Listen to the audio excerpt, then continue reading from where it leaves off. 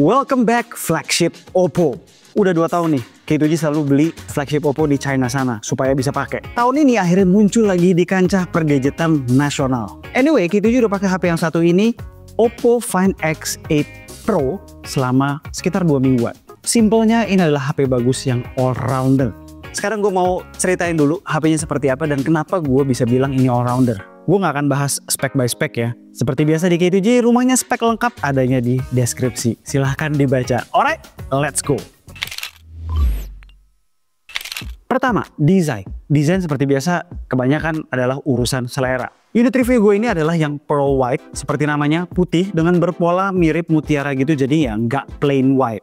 Di warna ini camera islandnya dikasih silver gitu, jadi nggak hitam total. Yang gue apresiasi, kamera bumpnya ini nggak tebel banget.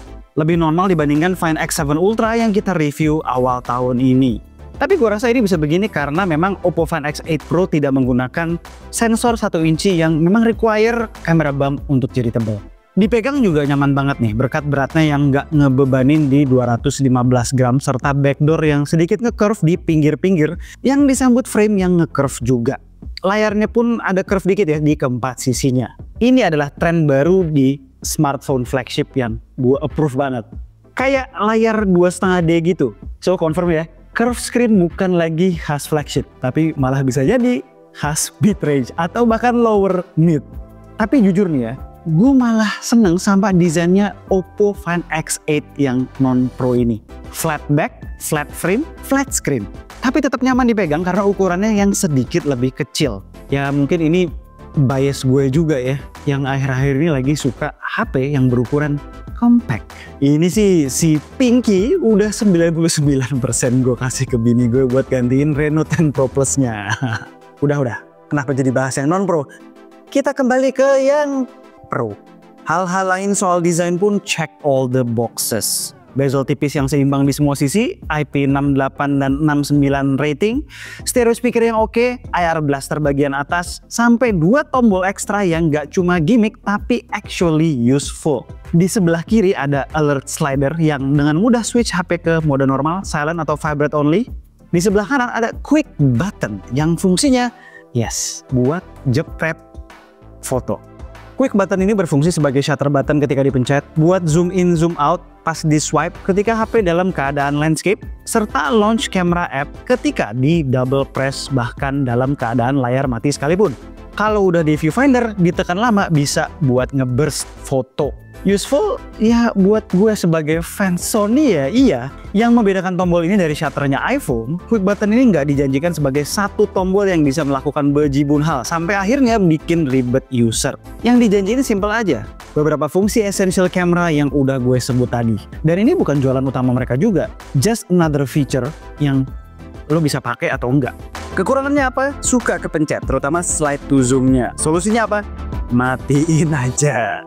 Karena udah nyerempet kamera, gimana kalau kita langsung aja bahas kameranya? Gue yakin ini bagian yang pasti kalian tunggu-tunggu.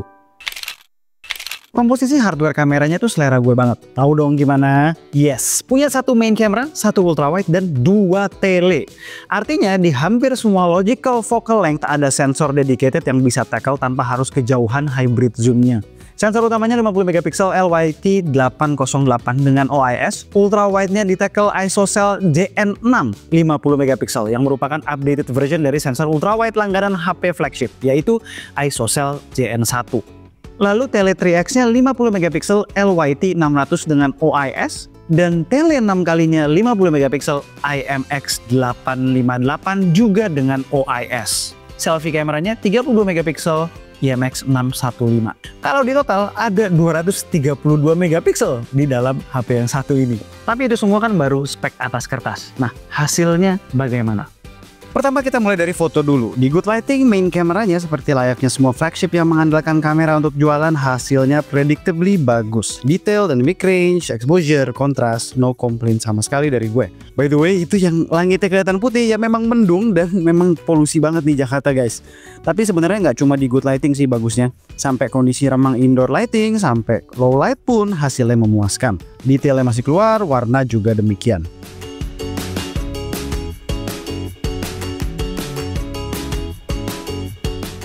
Kalau ada satu hal yang gue suka adalah konsistensi warna dan skin tone. Gue jarang ya experience warna jadi aneh atau overly processed. Sesuai asli dan lighting sekitar aja. Let's say foto Usi, model kita hari ini, atau foto anak gue, atau foto Satis, ya sesuai aja skin tone-nya. Gue sempat bandingin dengan current champ last cam standing 2024 K2G, yaitu si X100 Ultra. Soal inkonsistensi warna kadang gue alami di X100 Ultra, terutama di kondisi mix lighting. Misalnya foreground color temperature cool, lalu backgroundnya warm, atau sebaliknya. Di foto yang satu ini, X100 Ultra bikin kuning di foreground nonjok banget, sementara langit senja jadi turquoise. Sementara di foto yang satu ini, kulit Satis jadi desaturated banget, baik di Zeiss Natural maupun Vivid. Di Find X8 Pro normal terus. Soal warna jangan lupa ya ada master mode. Buat kalian yang udah pernah nonton video tentang Find X7 Ultra di K2G pasti udah paham mode yang satu ini. Intinya di mode ini yang dikejar adalah look kamera Hasselblad yang minim processing maupun HDR, minim sharpening dengan warna yang senatural mungkin. By default looknya kayak begini, tapi sebetulnya bisa di-adjust lagi beberapa parameternya sesuai kemauan. Lanjut ke tele sekaligus ya kita bahas portrait mode. Di lensa 3X, telenya ketika buat moto auto biasa maupun portrait itu bagus. Di tele cakep, warna konsisten dengan main camera, edge detection-nya juga rapih di portrait mode. Dan ini konsisten di berbagai kondisi lighting. Yang gue rada underwhelm adalah lensa 6 kalinya. Kalau objeknya deket terus kita buat portrait shot gitu ya masih oke. Tapi kalau udah jauhan dikit objeknya berasa kurang mantep. Mudah-mudahan lensa 6 kalinya ini bisa di-tune lebih lanjut ya. Gue rasa processingnya bisa di fix karena kalau kita bandingin 10 kali di master mode yang minim processing dan di autonya, gue masih prefer 10 kali di master mode. Gak sempurna, tapi setidaknya nggak terlalu processed. Yang disayangkan adalah tele 3X-nya nggak bisa buat makro karena focusing distance yang jauh. Jadi kalau makro ya pakai hasil croppingan dari main camera atau ultra wide. Kalau mau lebih deket ya pakai tele 6X-nya tapi tidak bisa terlalu deket juga. Ultra wide selfie ya nggak ada yang bisa dibahas terlalu banyak. Ultra wide secara teknis sesuai dengan banyak flagship lain yang sebelumnya menggunakan ISOCELL JN1. Cuma di sini berasa lebih detail aja kalau gue perhatiin ya. Tetap best used di well lit scenario tapinya. Untuk selfie-nya lebar, FOV-nya equivalent to 21 mm. Cocok buat grup selfie. Secara teknis juga no complaints dari gue. Nah, yang gue suka di Find X8 Pro ini adalah shutter speed-nya yang kenceng. Cocok buat yang pada punya anak yang lagi aktif-aktifnya. Trik supaya maksimal, nyalain action mode di atas, lalu burst aja pakai quick button. Hasilnya bakal lebih bagus daripada ngeburst tapi action mode nggak nyala cuy. Dan pas nonton Indonesia Jepang kemarin, gue juga tes ternyata fast shutter ini juga berlaku di lensa tele. Jadinya actions di lapangan nggak kena motion blur. Lalu jangan lupa nyalain stage mode juga kalau di kondisi dengan pencahayaan kuat, kayak di pertandingan bola begini atau di konser misalnya. Cahaya kuat tersebut bisa diredam dan exposure lebih menyesuaikan ke objek utama. Nyobain kamera depan video recording 4K 60 fps di Oppo Find X7 lagi X8 Pro. Nah, ini kamera depan, tapi sayang ya, ketika recording kamera depan video begini, kita nggak bisa switch ke kamera belakang. Padahal kalau bisa keren. So far yang gue lihat stabil, stabilisasinya oke, minim jitter. Gimana kalau kita coba jalan lari sedikit? Kira-kira begitu. Kak, say hi. Hai, bilang dong. Hai Gadgeteers, bilang. Hai Gadgeteers. Nah, cuma kalian harus make sure kondisi lightingnya bagus. Karena kalau udah mulai gelap atau remang-remang begini, secara FPS dia akan turun, auto. Semoga hal ini bisa di fix di next update ya, Oppo. Yang gue cukup surprise adalah soal videonya. Bagus cuy, di 4K 60 fps stabil, overall image quality top, FPS juga stabil. Dan ini nggak cuma di good lighting ya, tapi di low light pun masih oke banget hasilnya. Gak cuma itu, ada beberapa yang bikin gue amazed. Pertama ada mode ultra steady yang bisa ngerekam di 4K 60 fps. Gila nggak tuh? Jadi dia nge-crop dikit, lalu secara image quality turun dikit, tapi kita bisa pakai buat lari dan hasilnya tuh stabil banget. Dan ingat, 4K 60 fps. Kedua, gonta ganti lensanya termasuk smooth. Transisinya cepat, tapi ya nggak ngejedak-jedak gitu. Karena tadi sempat nyenggol X100 Ultra, nih kesimpulan gue ketika membandingkan. Urusan main camera lebih ke selera ya, suka yang eye pleasing banget ya X100 Ultra. Lebih kontras juga tuh dia. Suka eye pleasing tapi lebih neutral, ya pilih Find X8 Pro. Detail tuh 11-12 aja. Backlight gue prefer Find X8 Pro karena X100 Ultra masih kena bias-bias flare khas sensor 1 inch kalau backlight yang bisa ngerubah warna objek. Tele tergantung ya. Yang ini di portrait mode 3 kali dan 3,7 kali masing-masing HP. Tipis banget perbedaannya. Oppo Find X8 Pro lebih natural detailnya, X100 Ultra lebih tajam tapi berasa sharpeningnya. Dua-duanya ya bagus-bagus aja. Nah, di 6 kali dan 10 kali itu inkonklusif. Kadang si Ultra lebih bagus, kadang Find X8 Pro lebih bagus tergantung objek dan kondisi lighting. Kalau udah zoom super jauh yang kayak 30 kali gitu sih dua-duanya udah kurang ya. Lagi-lagi kadang lebih baik di Ultra, kadang lebih baik di X8 Pro. 60 kali gimana? Ya, tipis-tipis aja lah. Kalau ekstrim kayak 100 kali, nah di sini AI teleskop zoomnya bekerja dengan baik. Oke lah, tulisannya kebaca di X100 Ultra, tapi bagian lain dari kapal tersebut lebih jelas di Find X8 Pro. Sampai gorden di kacanya pun masih terlihat, railing juga terlihat lebih lurus. Soal video, gue prefer hasil dari Find X8 Pro, terutama pas gonta-ganti lensa dan video malam. Lebih bagus tuh detailnya si Oppo.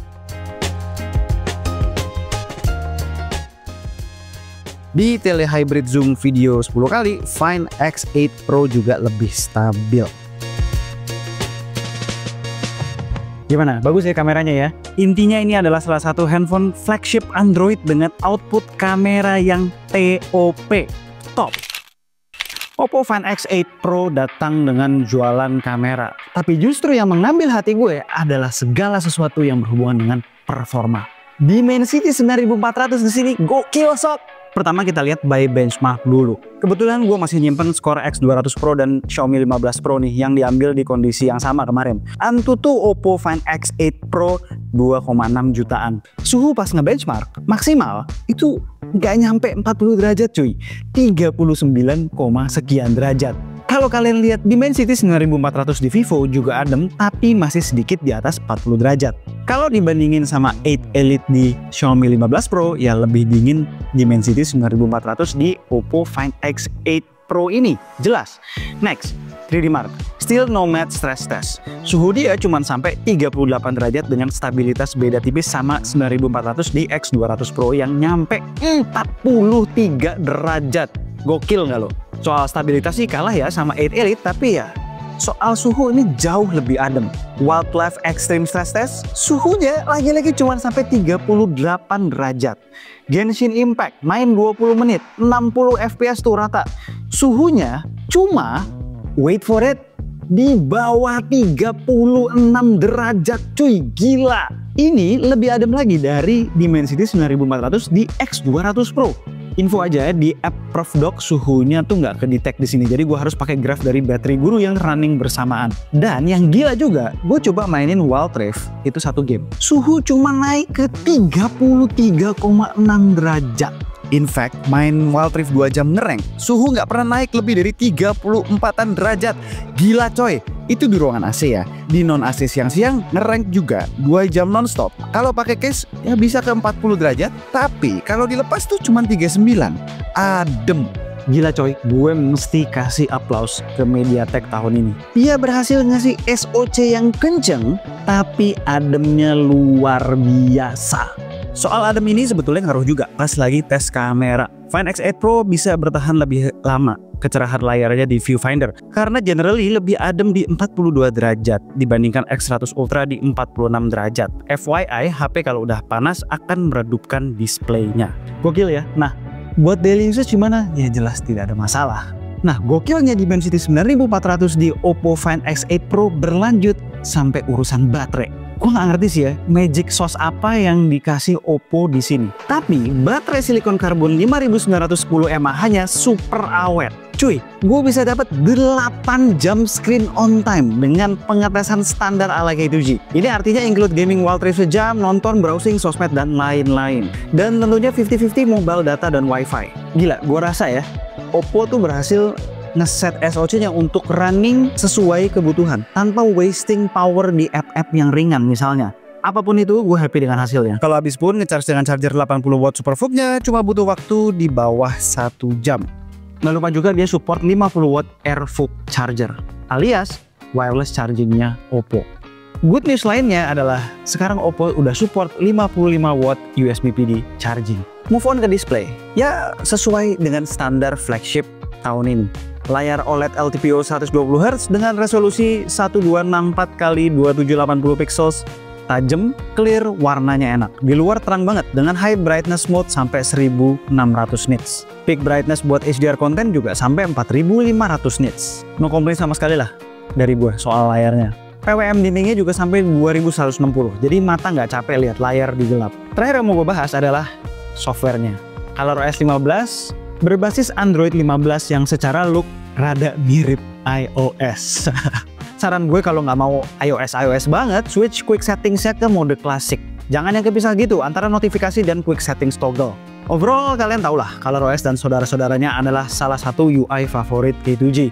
Stabil, sat-sat di UI, nggak terlalu rame, jarang ada bug, rajin update sebulan sekali, at least di flagshipnya. Icon packs juga customizable, pakai icon packs di Play Store. Dan apalah arti sebuah launch smartphone di 2024 tanpa ngomongin AI? Singkat aja, AI feature-nya di sini cukup lengkap. Buat urusan imaging ada AI Clarity Enhance yang bisa bikin low resolution foto kayak foto jadul jadi HD quality. Ada AI Unblur yang bisa bikin foto yang goyang jadi lebih sharp. Ada AI Reflection Remover yang bisa ngilangin pantulan ketika moto objek di balik kaca. Fitur begini biasanya useful saat diperlukan. Lalu nggak lupa ada beragam AI Productivity Tools yang berbasis Gemini yang isinya fitur-fitur AI yang biasa ada di flagship 2024. AI Summary, Caption, dan lain-lain. Sebagai catatan, di sini masih ada beberapa fitur AI yang belum support bahasa Indonesia ya. Mudah-mudahan nanti di-update dan support. Kalau dari tadi kayaknya plus semua, mungkin ini satu kekurangan yang mesti segera di-address oleh Oppo. Kita di Indonesia harus bisa support bahasa Indonesia dong AI-nya. Nggak lupa, Circle to Search pastinya ada di sini. Oh ya, terakhir, kalau kalian kayak Satish yang juga user iOS yang biasanya punya tandem HP flagship Android juga. Sekarang Find X8 Pro bisa kirim-kiriman file dengan O Connect. Caranya dengan menginstal O+ Connect app di iOS device. App-nya tuh simple ya, mudah dipahami, allow semua permission yang udah di request, lalu di quick settings Find X8-nya jangan lupa turn on opsi share with iPhone. Kalau udah, bisa kirim-kiriman data dengan iPhone secara mudah dan cepat, baik dari iPhone dan sebaliknya. Alright, itu adalah hal-hal penting di Oppo Find X8 Pro yang gue rasa penting untuk di-share ke kalian. Untuk full specs-nya lagi-lagi, gue mau ingetin, itu adanya di deskripsi. Oke, itulah dia Oppo Find X8 Pro yang dibanderol seharga Rp19.999.000. Tapi itu kan SRP alias Suggested Retail Price. Kita lihat nanti real market adjusted price-nya di berapa. All in all, Oppo Find X8 Pro adalah sebuah smartphone yang sangat sulit dicari celahnya. Kalau aspek-aspek pentingnya dikasih nilai, itu bakalan banyak A-nya dan hanya sedikit yang B. Gue suka smartphone ini dan sangat mungkin menjadikan Oppo Find X8 Pro menjadi satu dari dua daily driver gue. Alright, sekian aja video dari gue kali ini. Gue Alessa and this is K2G. Tunggu racun-racun kami berikutnya.